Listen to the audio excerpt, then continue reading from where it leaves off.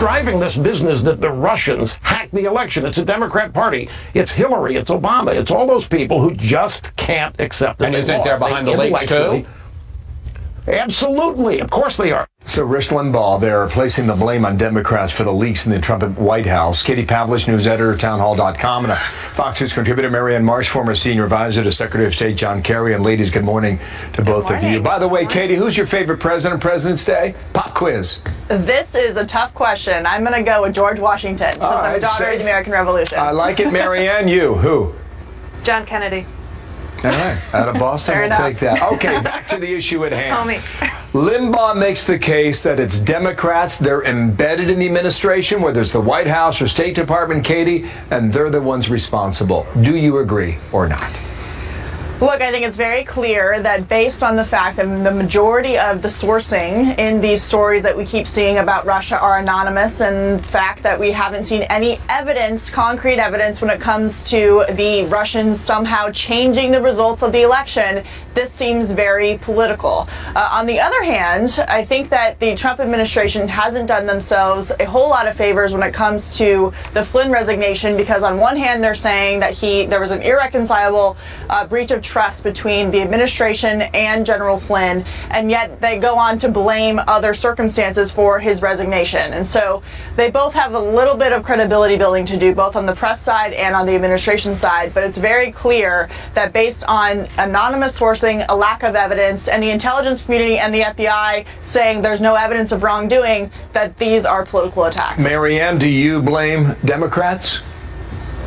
No, and I don't blame the media either. The only person to blame here is Donald Trump, who brought this problem upon himself.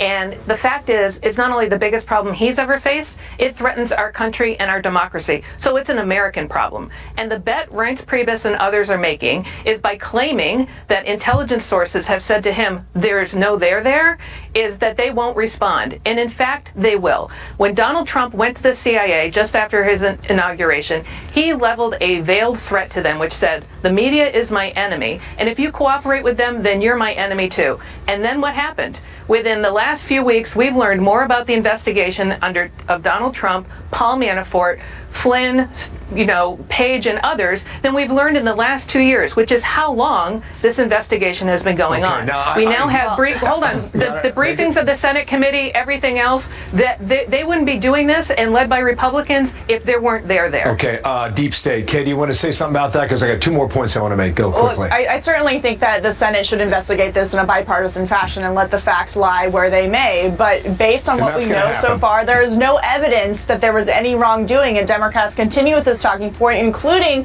Hillary Clinton's campaign manager this morning saying that maybe the Russians are the reason why they lost. This is clearly a political attack. Okay, I don't think this is over, whether we like it or not.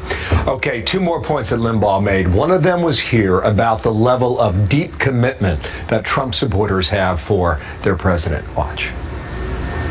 People that voted for Donald Trump, people that support Donald Trump, really, really believe that they were going to lose the country if Hillary Clinton won. This is not an idle thought. It's not an exaggeration. And what he went on to explain is that over the years, the judiciary has been run by liberals, and that continued on and on and on, and that's hence the reason why you have the level of enthusiasm, etc. That's one point he made. The other point he said is that Donald Trump has to get things done, whether it's on tax reform or border security or Obamacare. Otherwise, all this doesn't amount to anything. Marianne, go. Pick one or two. Rush Limbaugh's right about both those things. The fact is, Donald Trump has doubled down on his base, but it's not about governing. He's girding for a war about this investigation, and that tells you everything. So you have to look at everything he's done last week with the press conference, the rally this weekend. Everything else is to whip up his base because there are more charges coming and more investigations coming, and he wants them to fight back for him. You know what? There's plenty of public information out there, Bill, about all of this, and I've said it since at least last summer on this show. You're not saying that based on fact. You're saying that on your gut. Speculation.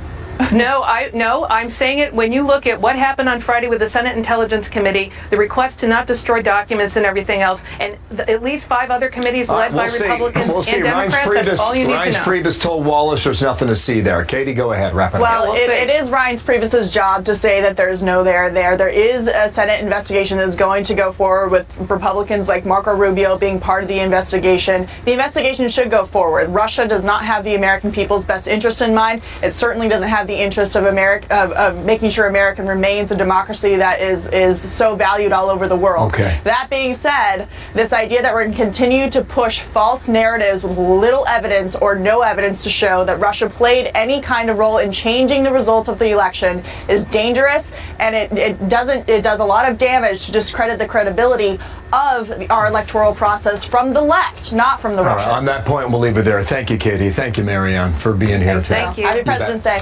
And to you, Shannon. Well, there's